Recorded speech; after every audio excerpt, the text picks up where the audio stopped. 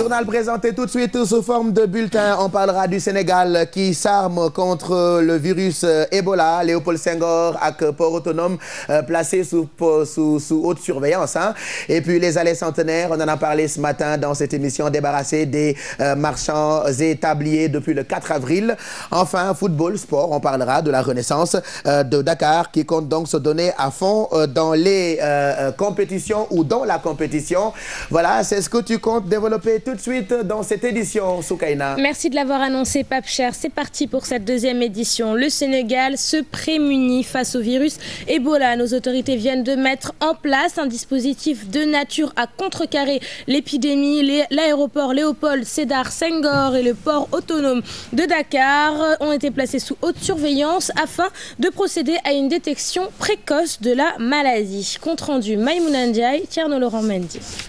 137 cas, dont 86 décès en Guinée-Conakry en un mois. Le virus Ebola fait peur. Au Sénégal, un plan de riposte vient d'être instauré. Cela se fait d'une manière très organisée et je crois que nous avons les éléments qu'il faut pour pouvoir prendre les mesures adéquates en cas de risque infectieux lié à l'épidémie d'Ebola. Au port autonome de Dakar, c'est un plan sectoriel. Que ces arraisonnements se fassent avec beaucoup plus de rigueur pour des bateaux qui auraient fréquenté dans les 22 jours correspondant à la période d'incubation maximale supposée de Ebola, tout bateau qui aurait fréquenté dans les 22 jours les ports de Conakry, de Monrovia et de Freetown, que ces bateaux n'entrent pas dans le port, qu'on les arraisonne en rade. À l'aéroport de Dakar, des salles d'isolement sont aménagées pour faire face à l'épidémie. Ici donc, nous sommes à l'isolement. Mais si on remonte de manière sur le terrain, vous allez voir qu'on a visité le départ.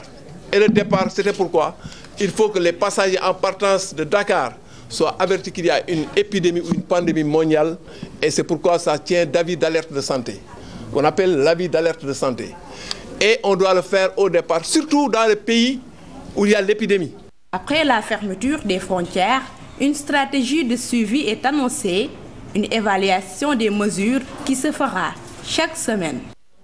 Vous l'avez sans doute remarqué, depuis le 4 avril, les allées du centenaire ont changé de visage avec le déguerpissement des marchands tabliers. Une situation qui risque de perdurer puisque la police municipale est depuis lors présente sur le boulevard du Général de Gaulle pour veiller au grain, une aubaine pour les populations qui se réjouissent de leur présence. Dissa Préra, Mardien. Le boulevard du Centenaire vidé de ses tabliers et étalagistes, la préfecture de Dakar a déployé un important dispositif sécuritaire pour éviter que ces déguerpis reviennent à la charge. Il y a un arrêté du préfet du département qui interdit pratiquement les étalagistes et les tabliers à s'installer tout le long des allées du Centenaire. Donc après la fête de l'indépendance, nous sommes venus pour un suivi du désencombrement. Alors donc parce qu'il y a déjà un arrêté qui a été pris par le préfet et nous sommes là pour faire exécuter cet arrêté-là. Une présence de la police municipale saluée par les riverains qui demandent que cette présence soit pérennisée sur les lieux. Nous nous réjouissons et saluons la présence de la police municipale, car il faut aider les riverains de Centenaire dans ce combat qui est celui de tous les Dakarois. On souhaite que ce soit constant, que les forces de l'ordre ou bien les gens qui sont chargés de la sécurité soient ici de façon permanente. Et je pense que là, ça ne posera pas d'inconvénients pour les habitants. Le bonheur des uns fait le malheur des autres. Cette présence des forces de sécurité entrave quelque peu les affaires sur les allées du Centenaire. Parce que déjà, quand les clients voient ces policiers, ils ne viennent pas. Ils vont penser qu'il y a un problème dans le marché. Puis ils nous prennent nos marchandises et les laissent dans la rue. Cela n'a aucun sens. Débarrassés des tabliers et étalagistes à la veille de la fête du 4 avril, les allées du Centenaire retrouvent peu à peu leur lustre d'antan. Toutefois, le retour de ces vendeurs demeure une hantise chez les populations. Et puis du football pour clôturer cette édition. La Renaissance de Dakar refuse de tomber dans l'euphorie. Première de la poule A après 9 journées comme ces dernières années. L'équipe du plateau cherche pourtant à assurer son maintien. Selon l'entraîneur Cheikh Tidiane Fall, en dépit de l'inexpérience de son groupe, il compte se donner à fond sur tous les tableaux. C'est au micro de Cheikh Sadibou Diarra et Modou Fall.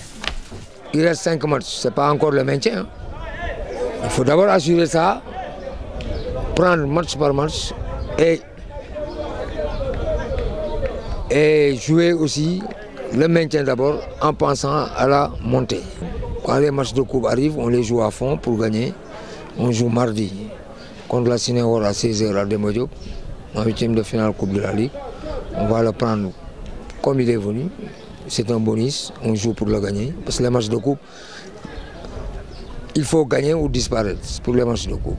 Un bon groupe, mais ils sont encore très jeunes, très jeunes. Il y a des joueurs qui sont issus des Navetans. On a à peu près des jours d'expérience, on en a 4, 5 ou 6 jours. Mais tout le reste, c'est des jeunes. Voilà, c'est la fin de cette édition. Merci de l'avoir suivi. Je vous laisse en excellente compagnie avec la superbe et magnifique team de Pape Cheikh Diallo. C'est vrai, Man Aksama. Team. Il y a quelqu'un qui manque. Oui. Somebody is missing.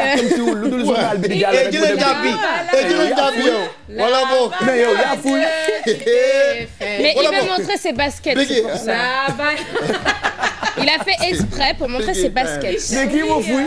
C'est le big Alors, il faut faire un zoom sur ses baskets et ensuite il va s'asseoir. Mais quand même, on est là, Merci. Comme ça, Voilà. Bijou, tu as jamais eu des chocs quand tu étais plus jeune? Voilà. C'est bien pour ça. C'est bien pour ça que j'avais les mêmes chaussures quand j'étais au collège. J'avais des chocs.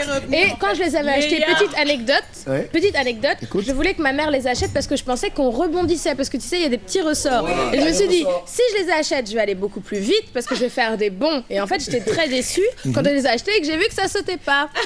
Mais j'étais quand même contente d'avoir mes chocs. Donc finalement, bon déo quoi. Voilà.